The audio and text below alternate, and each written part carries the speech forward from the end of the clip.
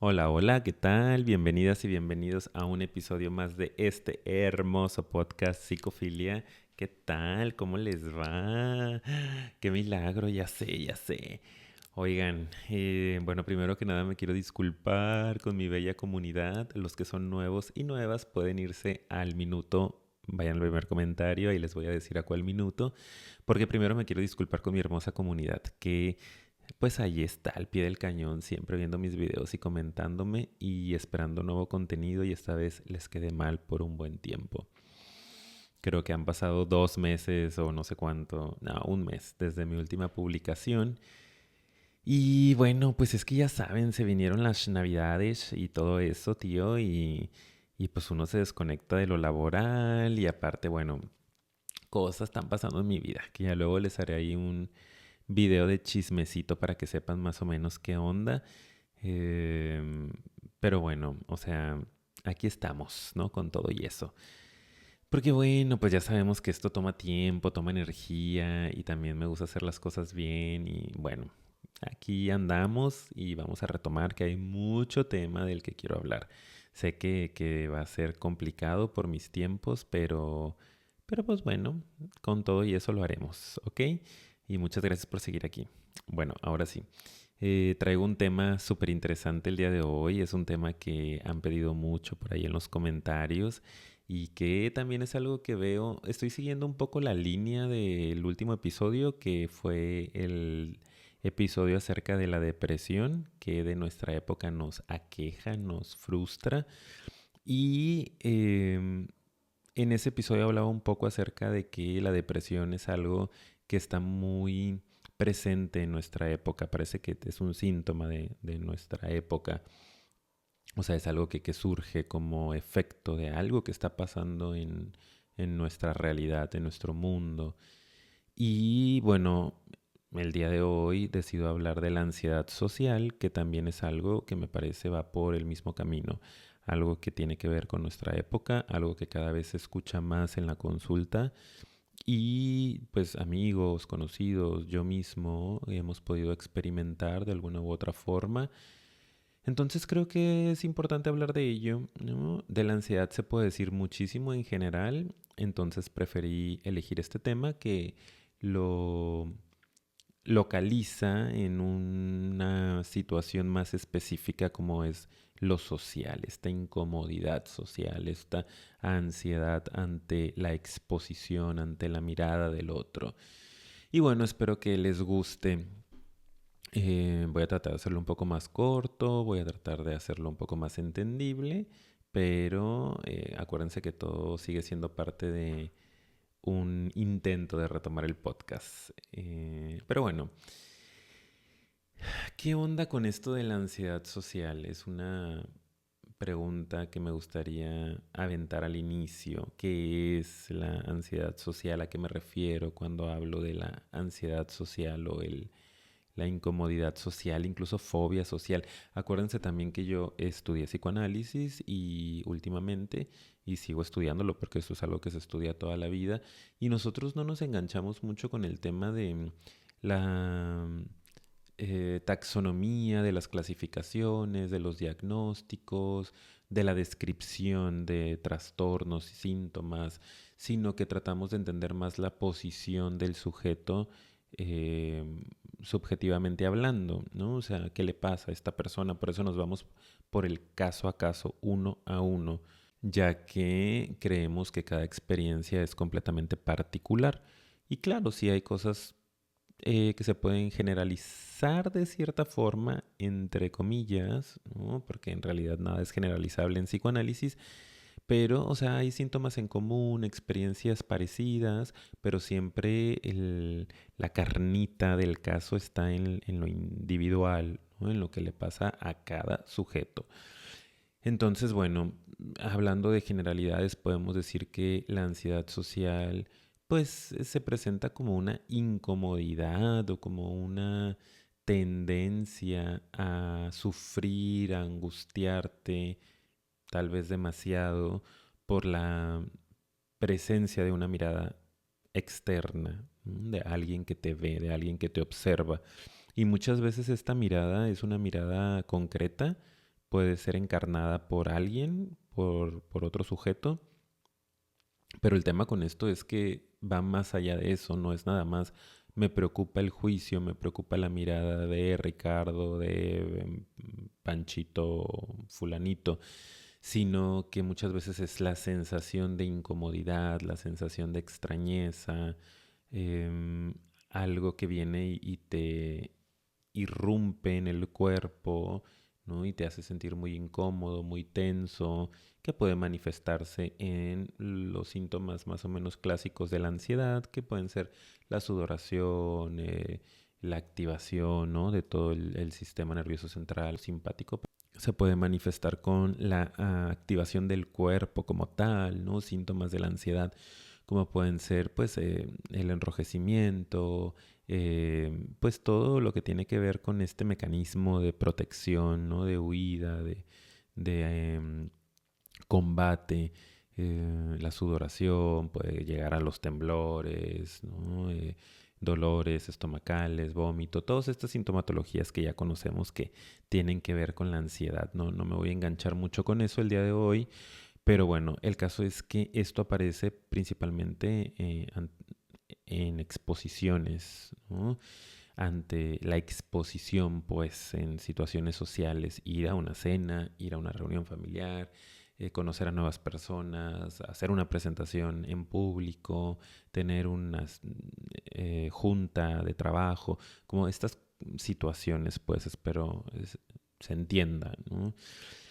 Y lo interesante es que estamos en una época de hiperexposición, ¿no? O sea, creo yo que estamos en una época en donde nos exponemos demasiado con todo esto de las redes sociales. Yo ya vi en tío, ¿no? Con todo esto del Facebook y del Instagram, pues estamos súper expuestos todo el tiempo subiendo historias, subiendo fotos, haciendo podcasts, algunos, y luego vemos el otro lado, que la gente cada vez está más aislada, está más encerrada, no quiere exponerse en lo real, ¿no? En lo concreto, en persona, pues, porque ahí es donde aparece más esta sintomatología. Pero es curioso, ¿no? Porque hay mucha gente que esto no se nos dificulta tanto. No sé, yo he escuchado influencers o youtubers, podcasters, toda esta gente que está como muy expuesta ante el mundo entero y que hablan de su ansiedad social y que dicen que o sea, si me topan en la calle me va a dar un ataque de pánico, ¿no? Si me reconocen, si me saludan, me voy a poner muy ansioso, muy nervioso, o no me gustan las entrevistas, o no me gusta que me aborden, que me pidan fotos. Y no es porque sea sangrón, decimos en México, ¿no? No es porque sea pesado, porque sea mala onda, sino porque de verdad me angustia esa mirada, esa presencia. Pero acá me siento muchísimo más cómodo porque aunque sabes que ahí está la mirada, no estás siendo visto en tiempo real. Es algo que puedes controlar de alguna forma, ¿no? Ahora con todo lo que se puede editar, el contenido, desde que, por ejemplo, ahorita, ¿no? Yo estoy aquí grabando en un ambiente completamente controlado, hablando del tema que yo quiero hablar, en los tiempos que yo quiero hacerlo, frente a una pantalla. Puedo cortar cuando se me antoje, mover la iluminación, mover el ángulo, me estoy viendo, estoy grabando el audio aparte, luego lo voy a editar, audio, video, bla, bla, bla, ¿no? Eso obviamente aligera mucho esa sensación de estar siendo visto, pero cuando la cosa es concreta, cuando la cosa es en la realidad allá afuera, hay un cierto control que se pierde, ¿no? Y que de hecho a mí me da la impresión que ahora nos da más miedo perder ese control por lo mismo que estamos tan acostumbrados a controlarlo todo el tiempo. ¿Me explico? O sea, ahora yo estoy muy acostumbrado a controlar el cómo me están viendo ustedes, por ejemplo, cómo me están, o sea, sí y no, porque en realidad es algo que jamás voy a poder controlar, pero por lo menos estoy controlando lo que yo voy a exponer de mí ante la internet. Em, pero cuando estás en vivo, hay algo que se escapa de ese control, ¿no? Desde qué ángulo me están observando los otros, qué debo decir, dije algo que era inadecuado, qué pensaron, me están juzgando. etcétera. Y obviamente hay en diferentes niveles como todo, ¿no? Acuérdense que no podemos generalizar. Como en todo, hay diferentes niveles de la ansiedad social, pero hay personas que lo sufren demasiado, que se puede convertir hasta en un estilo de paranoia, vamos a decir, que claro que también puede. Es que ay, se me complica explicar esto, pero acuérdense que, o sea, en psicoanálisis nos movemos desde la posición subjetiva de cada sujeto. Si es un sujeto autista, si es un sujeto neurótico, si es un sujeto psicótico. Y bueno, ahorita estoy hablando de una persona neurótica con este tema de la ansiedad social, pero por supuesto que también puede haber una psicosis que tenga estas manifestaciones y bueno, ahí puede haber delirios, ¿no? De persecución, paranoia, o sea, cuestiones un poco más em, certeras, vamos a decir. El psicótico tiene certeza de que lo están viendo, lo están persiguiendo, lo quieren, no sé, todo este tipo de cuestiones. Pero en la neurosis pues también aparece a veces más leve, ¿no? A veces con mucha fuerza sin llegar a ese nivel, pero puede ser muy angustiante. Y acuérdense que el mecanismo favorito del ansioso, vamos a decirlo así, es la evitación, ¿no? El mejor no voy, el mejor no me presento y entonces no me tengo que exponer a esa situación de ansiedad y a ser visto incluso con la ansiedad, porque es algo que puede aparecer también en ese momento como un bucle de se están dando cuenta o que estoy ansioso, que estoy nervioso, que estoy incómodo, ya se me está notando, se van a burlar, van a decir que qué raro, que qué loco, y empieza a haber ahí una situación en donde esto me activa más, me preocupa más, me hace mostrar más la incomodidad, que el otro lo pueda observar, y bueno, ahí te vas enredando hasta que de pronto ya estás o en una crisis de angustia, en un ataque de pánico, en un ataque de ansiedad, como le quieras llamar, o tienes que salir huyendo del lugar, ¿no? Esto pasa tristemente a mucha gente. Y bueno, les decía que es interesante y es extraño porque estamos en una época donde nos exponemos al millón, ¿no? Literal, al millón, a los millones de gente que pueden acceder a nuestro contenido, a nuestras fotos, a nuestras redes. Y antes no ocurría eso. Antes, no sé, en otras épocas, ¿no? De nuestros padres. em, Tal vez te conocían, pues sí, en tu familia, te exponías a la mirada de tu familia, ¿no? A la crítica de la sociedad en la que creciste, que es la colonia, el barrio, la comunidad. Ya decir que tu ciudad te conociera, pues era mucho, era porque eras una figura importante o famoso, o político, o estas cuestiones, deportista. Pero si no, la mirada que tenías era una mirada más reducida, más acotada, y ahora tenemos la mirada del mundo entero. Y lo que yo subo lo pueden ver en todo el mundo si llegara el material ahí. Entonces, eso nos expone más, nos hace em, hacer un otro más poderoso, más potente, más gigante. Acuérdense que cuando hablo del otro, vayan a ver los episodios anteriores de esta segunda temporada donde ya no está Paulina. Apenas van como 8, me parece. Entonces vayan a verlos porque ahí voy hablando de algunos conceptos. Los primeritos que subí como que son un poquito más teóricos, creo yo, donde pueden escucharme describir un poco más estos conceptos para que ahora puedan entender, ¿no? El gran otro es otro escrito con O mayúscula, no es lo mismo que decir el otro que está ahí enfrente, ¿no? Sino que es... mm, ay, es que está bien interesante este concepto, pero también es complejo. Pero se los puedo explicar así rapidito de que ese gran otro es todo lo que existía antes de que llegáramos al mundo, vamos a decirlo así. Me da risa porque digo mucho, vamos a decirlo así, vamos a decirlo así. Pero bueno, es todo lo que existía antes de que llegáramos al mundo en cuestión o relación a el lenguaje, a las palabras, a los significantes que ya estaban en el mundo, a esa red, a ese discurso que ya existía antes de que nosotros viniéramos al mundo.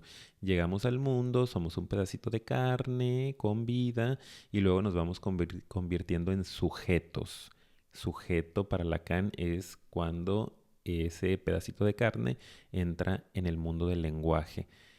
Y el gran otro es todo ese lenguaje que nos precede, porque cuando llegamos al mundo ya se ha hablado un montón de nosotros y de todo. Existen las religiones, existen los códigos, las leyes, tu historia, bueno, la historia de tu familia, tus ancestros, existe un apellido que te toca, hay expectativas acerca de ti, todo eso es el gran otro, ¿ok? Entonces ya ni me acuerdo por qué empecé a hablar del gran otro, pero creo que porque, bueno, sigo.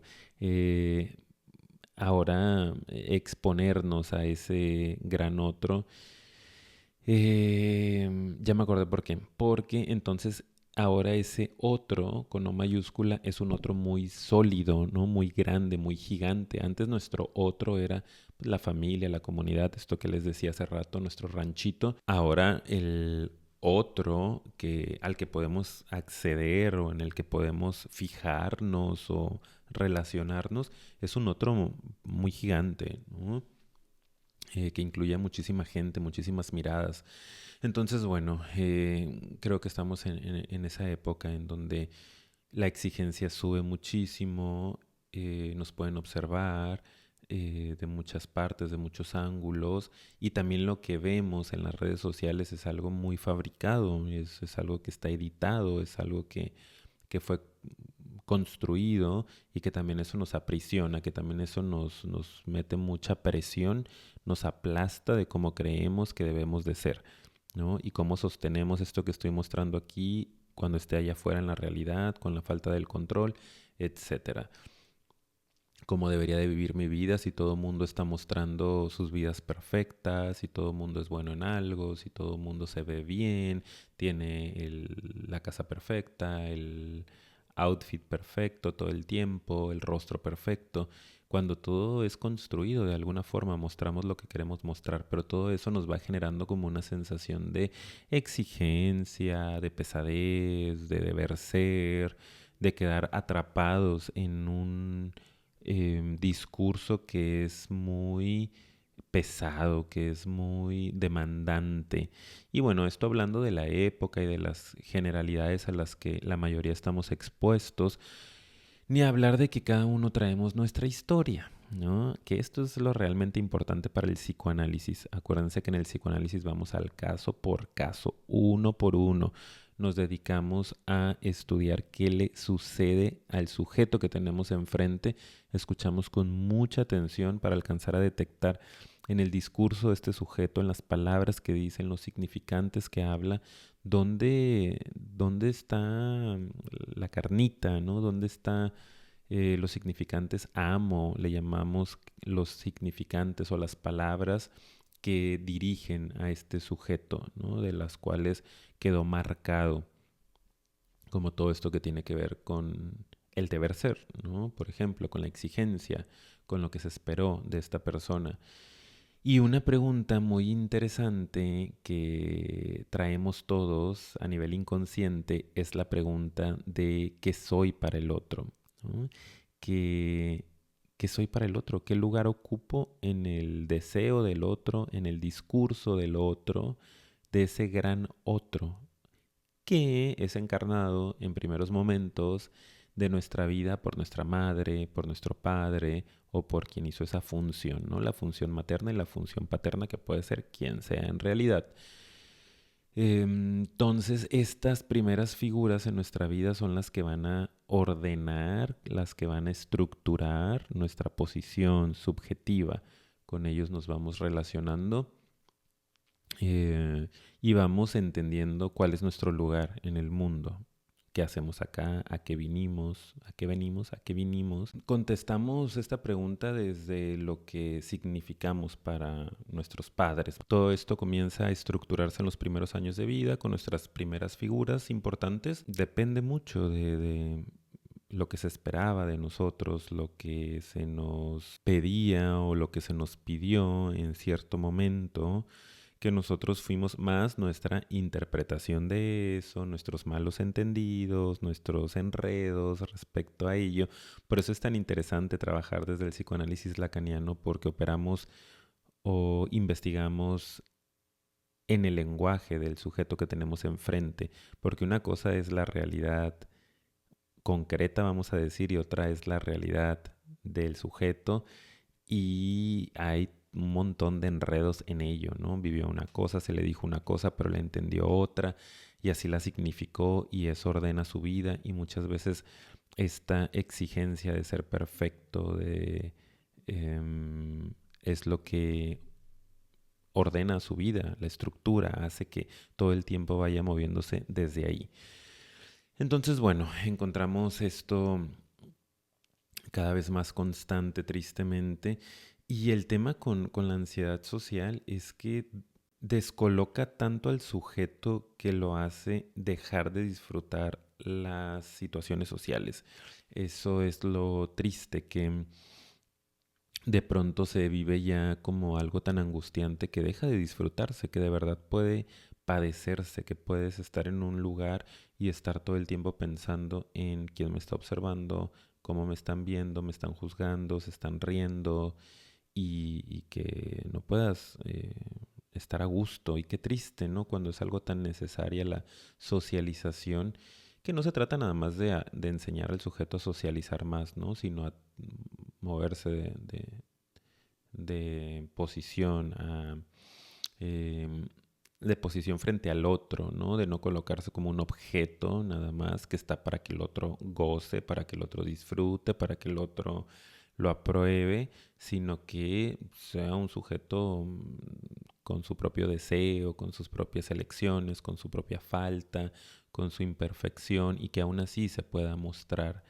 Em, entonces, bueno, ese es el tema aquí, ¿no? Creo que ya medio revisamos o entendemos de qué estamos hablando, el tema de la ansiedad social, esta gran incomodidad frente a la mirada del otro que se puede manifestar en la sintomatología clásica de la ansiedad, puede ser somática, se puede notar en el cuerpo o puede ser también cognitiva, algo que está nada más ahí en nuestros pensamientos, pero que es algo que sucede mucho, que tiene que ver con el tema de las redes sociales, de la hiperexposición en la que vivimos, pero sobre todo con la historia que cada uno traemos y con qué lugar ocupamos en el discurso de ese gran otro, de nuestros padres, de la sociedad, de la cultura en la que nacimos y crecimos. Entonces, bueno, eso básicamente les quería comentar. No sé por aquí quién se siente identificado. Acuérdense, porfa, que es bien importante que pongan sus comentarios en el video. Eso ayuda a que el canal tenga movimiento, por favor. Si pueden hypearlo, hypeenlo, pónganle like, compártanlo, suscríbanse al canal. Y nada, comenten lo que sea, no importa, nada más por ayudar a que el canal crezca. Eso va a facilitar todo. Voy a poder comprarme un nuevo teléfono para tener memoria, para poder grabar más. Porque he estado batallando con eso también. Por eso lo tengo que hacer un poco corto. Pero bueno, el tema es ese, que desde el psicoanálisis lo vemos así, que cuando el sujeto no sabe qué lugar ocupa para el otro, el cuerpo va a tomar la palabra. Si yo de pronto estoy en una situación social, ¿no? Fui a una reunión y llega un momento en el que empiezo a sentir mucho la presencia de la mirada de esta camarita que está todo el tiempo ahí observándome, la mancha, ¿no? Así lo nombra Lacan, la mancha te observa todo el tiempo, es como una masa, es como, no es una persona necesariamente. Eso es lo que tenemos que entender aquí también, que es algo muy complejo, que es algo que no podemos nada más trabajar con el paciente desde una reestructuración cognitiva y solo enseñarle a manejar el síntoma y a callarlo, o medicar el síntoma y mutearlo, sino que lo importante es entender lo que hay en un nivel más profundo. Acuérdense que el psicoanálisis, ya también lo expliqué en uno de los videos anteriores, ve al sujeto en tres dimensiones, que es simbólico, imaginario y real, y todo esto toca algo de lo real, ¿no?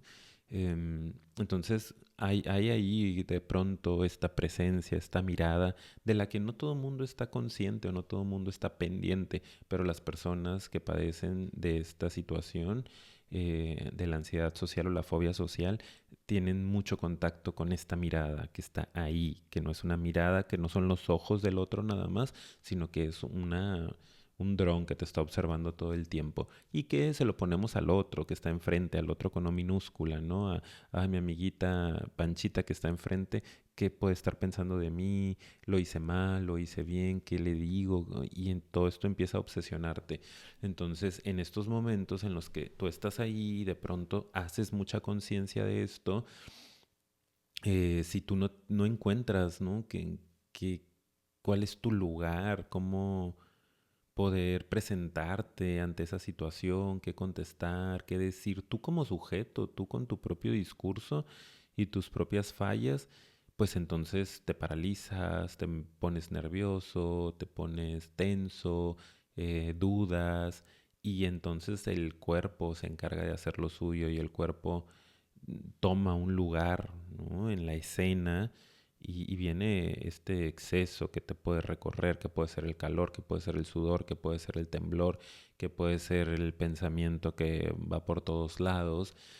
Y bueno, es algo que se sufre bastante. No basta con decirle a la persona, relájate, tranquilo, o al paciente, piensa en otra cosa, o fortalecer la autoestima, o las habilidades sociales, o actuar seguro, falsamente, sino que implica que este paciente o este sujeto entienda esto del lugar que tiene en el discurso y de por qué se exige tanto y de por qué considera que solo estando perfecto, estando completo, estando lleno, es digno de una mirada amable o bondadosa o de aceptación y que este paciente sea capaz de presentarse con todo y sus faltas, ¿no? Que entienda que todos tenemos una falta, que todos tenemos ahí un huequito, un vacío, ¿no? Que es necesario para poder ser humanos, eh, que entramos al lenguaje y, y que está bien tener falta, que está bien tener falla, que está bien no tener claro nuestro lugar incluso en el mundo, ¿no? Tener claro que no nos vamos a entender al 100%, eso está bien. Pero bueno, no sé si ya los confundí un poco porque luego me voy y me pongo yo a pensar cosas. Pero les decía también hace ratito que todo esto, ¿no? De que el cuerpo toma la palabra cuando el sujeto no sabe qué lugar ocupa y una de las soluciones subjetivas que encuentra alguien que sufre de esta situación, pues es el aislamiento, ¿no? Que es algo que vemos también mucho en nuestra época. Somos una sociedad que cada vez está más aislada, cada vez vemos más gente que decide desde no reproducirse, desde no tener pareja, desde no tener un grupo de amigos, desde no tener contacto con la familia, trabajar home office, ¿no? Desde casa todo el tiempo.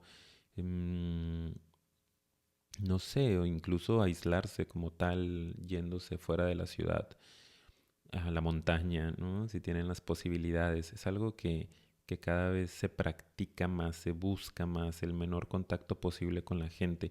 Y no está mal, no está bien, ¿eh? No estamos aquí necesariamente patologizando la situación, o sea, no se trata de decir es una enfermedad y tienes, está mal que te aísles y no, no, no, o sea, estamos tratando de entender qué le pasa a estas personas que experimentan esta situación y que tú también, si te sucede, pues lo vayas entendiendo y lo vayas poniendo en cuestión. Eso es lo interesante, ¿no? Preguntarnos cosas, poder decir, ¿por qué me pasa esto? ¿No? Esto que me pasa está bien para mí, me acomoda, me lleva a realizar mi deseo, a seguir movilizándome en la vida, avanzando hacia lo que quiero, lo que me hace sentir pleno, tranquilo, sufrir menos, o por el contrario es algo que me está haciendo sufrir, ¿no? Que solo encontré esta solución subjetiva, esta forma de afrontar mi ansiedad, que es no afrontándola, ¿no? Entre comillas, em, pero me atora, pero me hace no moverme. Es como tomarte un medicamento que solo apaga el síntoma y crees que ya está bien la cosa, pero en realidad no, solo está en mute, ¿no? Que está todo bien con los medicamentos, ya sabemos, los amamos en esta cuenta. los usamos siempre que sea necesario, pero como una ayuda, como una muleta que te ayude a seguir avanzando para que tú puedas seguir, ¿no? Exponiéndote, entendiendo qué pasa en esas situaciones, llevándolo a tu análisis, pero sí que reduzca un poco el nivel de angustia para que puedas funcionar, ¿no? En el mundo. Entonces, bueno, eso es súper importante, que si a ti te pasa algo de esto, tú te preguntes por qué me pasa, dónde se configuró, a qué responde esta situación, qué quiere decir mi cuerpo con esta sintomatología, cuál es mi conflicto con el lugar que tengo en el mundo, qué creo que los otros esperan de mí, dónde se instauró esta creencia, ¿no? De que eso esperan de mí, quién espera eso, cuándo sí soy valioso, cuándo no, cuándo soy suficiente, cuándo no soy suficiente. O sea, son un montón de preguntas que uno se va haciendo y a través del análisis, de irlo hablando sesión a sesión, podemos ir respondiendo o no, porque también hay preguntas que no tienen respuesta y hay que aprender a lidiar con ello, con el sinsentido, con la falta de certeza de información. Em, pero bueno, eso, ¿no? No es una crítica a esta solución de aislarse, solo es ponerla en consideración si es la mejor opción o la única que quieres utilizar, ¿no? Y se entiende porque yo entiendo que el costo psíquico de exponerte es muy alto. O sea, la gente a veces no entiende el nivel de angustia que se puede llegar a sentir en esos momentos, aunque te vean a ti ahí nada más un poco tenso, nervioso. Tú por dentro a veces estás teniendo un, un ataque, vamos a decir. Es un ataque al final, ¿no? No digo que de pánico necesariamente, pero es un ataque a ti, ¿no? A tu estabilidad, a tu estar en el mundo, a tu posición. em, y eso requiere demasiada energía, demasiado gasto, ¿no? De ti. Y por supuesto que el mismo cuerpo y la misma mente y todo tú como sujeto dice, ni madres, quiero exponerme a eso, ¿no? Zafo. Y bueno, eso por un lado. Entonces hay que ir también un poco pues perforando al otro, ¿no? Como siempre que hay un otro muy completo, muy denso, nos va a aplastar, ¿no? Esto es también con las madres a sus hijos, ¿no? Los padres, las parejas, siempre que sea demasiado que viene del otro lado en amor, en exigencia, en reglas, es algo que se convierte en algo muy denso, muy pesado y que va a terminar aplastando al otro, ¿no? A ti como sujeto, esta masa gigante va a terminar haciéndote una calcomanía, un sticker ahí, ¿no? Una pegatina. Em, y es importante eso, ¿no? Como un poco perforar a ese otro, como no dejar que esté completamente lleno, poner un poco de oxígeno ahí entre yo como sujeto y ese otro que está ahí, y saber que el otro tampoco es perfecto, ¿no? Que el otro está lleno de faltas, el otro con no minúscula y el otro con O mayúscula, ¿no?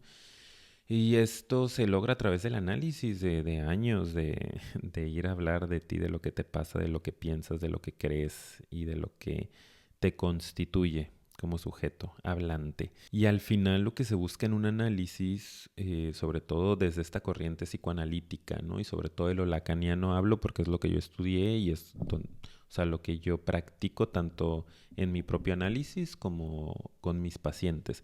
No hago un análisis como tal, hago una psicoterapia orientada desde el psicoanálisis lacaniano, pero el punto ahí es que lo que se busca principalmente es el entendimiento, es que tú te entiendas a ti mismo. No medimos al paciente desde lo que está bien o mal, desde una clasificación psicopatológica, desde querer al paciente sin síntomas, no, sino que queremos que él se entienda, ella se entienda, que pueda hablar de lo que le sucede y que pueda ir eligiendo qué posición quiere tomar frente a esto.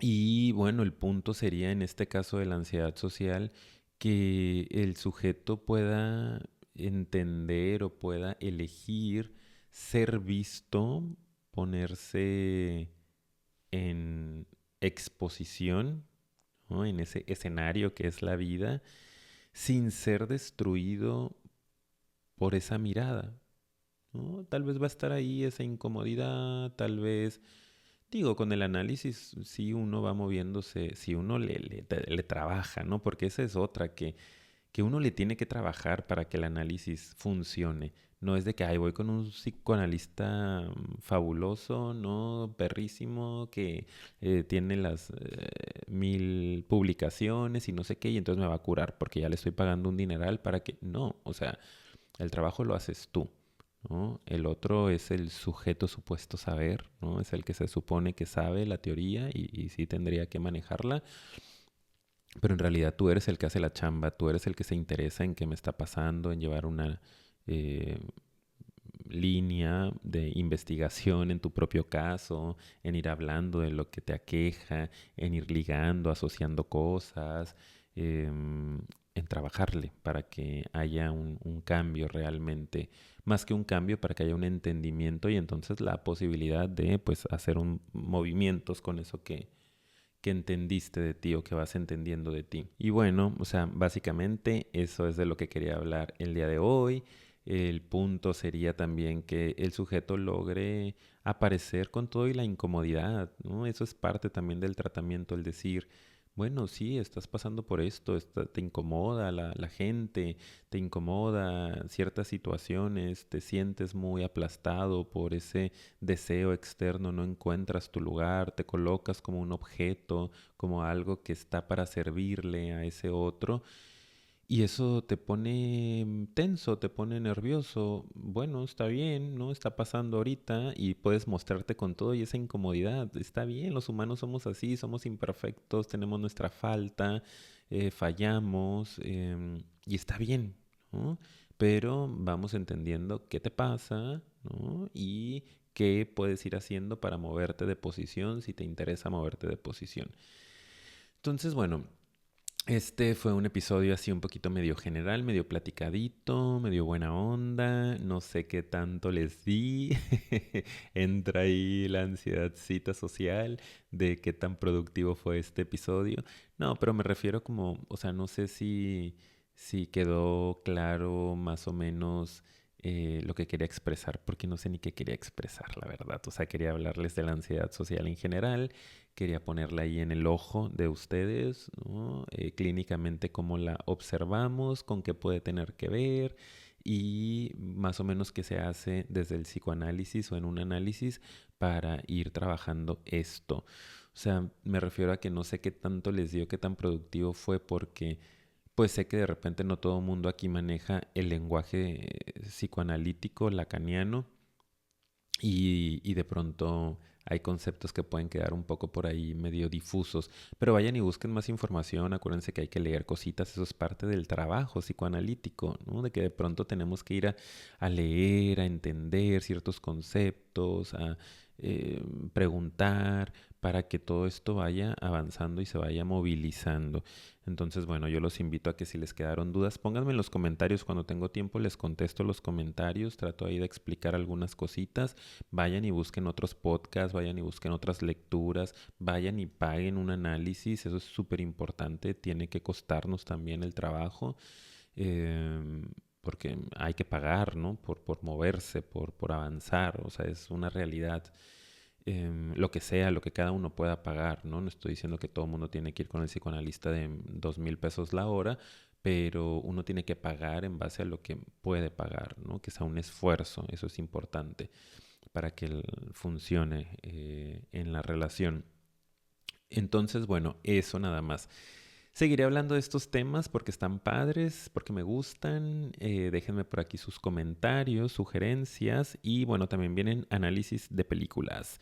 Tengo muchas ganas de analizar mis películas favoritas. Una de ellas es Interestelar. Otra que está bien padre, pero la tengo que volver a ver, es la de All of Us Strangers. Se llama Todos Somos Extraños. Está buenísima. Y bueno, traigo por ahí otras películas. Me quedé con muchas ganas de analizar el Grinch, que ya pasó Navidad. Siento que ya no está tan adecuada, pero la iba a analizar desde esta perspectiva de la fobia social y cómo el Grinch al final pudiera ser alguien que tenía este tema, ¿no? De la ansiedad social. por esa humillación que recibió en algún punto, por ser el diferente, por no entender su lugar y cómo él decide alejarse a la montaña. Y luego cuando empieza a bajar, no recibe ya tanto rechazo y como que se cae algo de esa idea, ¿no? De un otro demasiado violento y agresivo. Y bueno, no sé, se los dejo nada más ahí.